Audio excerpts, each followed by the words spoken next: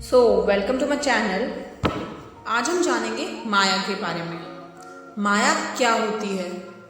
तो story start करने से पहले नीचे दिए गए रेड बटन पे क्लिक करना ना भूलें।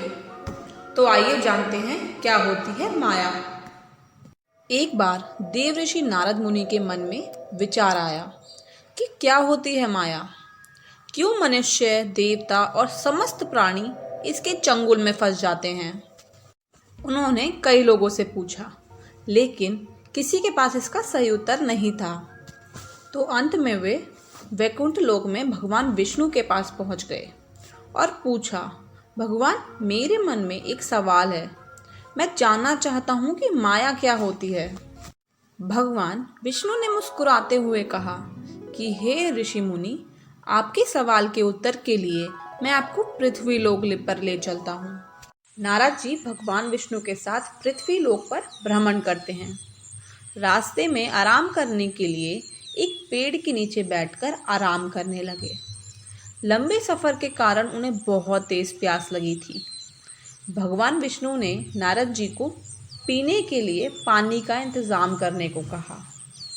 भगवान की आज्ञा का पालन करने के लिए नारद जी खुले रेगिस्तान में पानी ढूंढने निकल गए। काफ़ी दूर चले जाने पर एक गांव के पास पहुंचे तो देखा एक बहुत ही सुंदर स्त्री पानी लेकर जा रही थी। नारद जी उसकी सुंदरता को देखते ही रह गए। वो पूरी तरह से मोहित हो चुके थे। वो भूल गए कि उन्हें भगवान विष्णु ने किस काम के लिए भेजा था।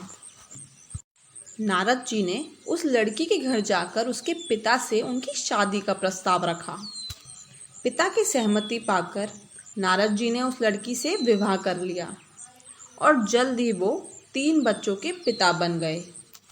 वो उसी गांव में अपने परिवार के साथ खुशी खुशी रहने लगे। अब वही उनका संसार था। एक दिन गांव में भयंकर बाढ़ आ गई और उस बाढ़ में वो, उनकी पत्नी, बच्चों सहित बह गए। देखते ही देखते उनका संसार उजड़ गया। पर किसी तरह नारद जी बच गए, लेकिन परिवार के शोक में वो बहुत दुखी हो गए और बेहोश हो गए। जब उन्हें होश आया तो देखा भगवान विष्णु उनके सामने बैठे मुस्कुरा रहे थे।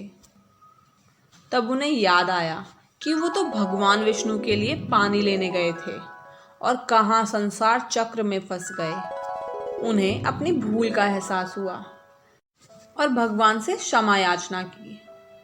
तब भगवान विष्णु ने कहा, नारद जी, देखा माया जाल, यही है माया।